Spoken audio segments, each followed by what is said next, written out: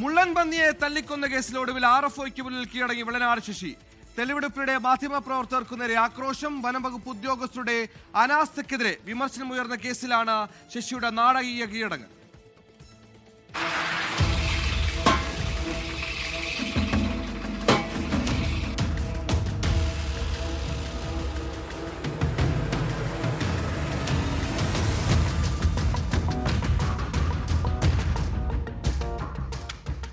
ഫെബ്രുവരി 28-ന് വെള്ളനാട് വാളിയർ ആശ്രമത്തിനടുത്തുള്ള അരുൺകുമാറിന്റെ വീട്ടുവളപ്പിലെത്തിയ മുള്ളംപന്നിയെ അടിച്ചുകൊന്നുവെന്ന കേസിലാണ് വെള്ളനാട് ഗ്രാമപഞ്ചായത്ത് പ്രസിഡന്റും CPM നേതാവുമായ വെള്ളനാട് ശശി പരുത്തിപ്പള്ളി റേഞ്ച് ഫോറസ്റ്റ് ഓഫീസർക്ക് മുമ്പാകെ ഇന്ന് കീഴടങ്ങിയത്.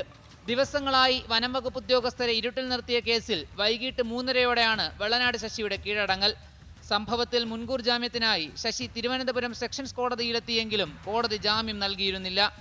ഇതിനിടയിൽ തിരുവനന്തപുരം ജില്ലാ പഞ്ചായത്തിലെ യോഗത്തിലും തിരുവനന്തപുരം സെക്രട്ടേറിയറ്റിലും എത്തിയിട്ടും ഇയാളെ വനംവകുപ്പ് പിടിക്കാതിരുന്നത് വിമർശനത്തിന് വഴിവെച്ചിരുന്നു. റേഞ്ച് ഓഫീസിൽ കീഴടങ്ങാനെത്തിയപ്പോൾ വനംവകുപ്പ് ഉദ്യോഗസ്ഥർ ഇരിക്കാൻ കസേര നൽകിയിട്ടും ശശി അതിലിരിക്കാതെ നിലത്തിരിക്കുകയായിരുന്നു.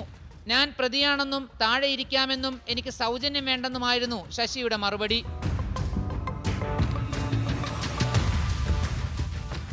പിന്നാലെ മുള്ളംപന്നിയെ തല്ലിക്കൊന്ന് വീട്ടിലെത്തിച്ച് തെളിവെടുപ്പ് നടത്തുന്നതിനിടെ അവിടെയുണ്ടായിരുന്ന മാധ്യമപ്രവർത്തകർക്ക് നേരെ ആക്രോശിച്ചെത്തിയ ശശി അവരെ കല്ലെറിയുകയും അസഭ്യം പറയുകയും ചെയ്തു.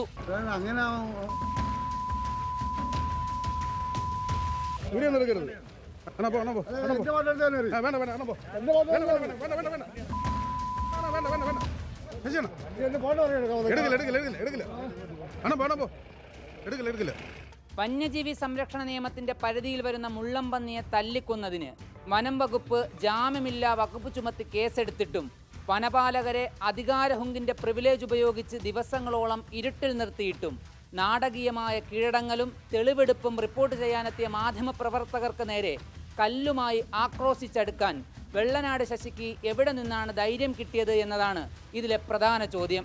അജ്മൽ ദിറ, 24, തിരുവനന്തപുരം.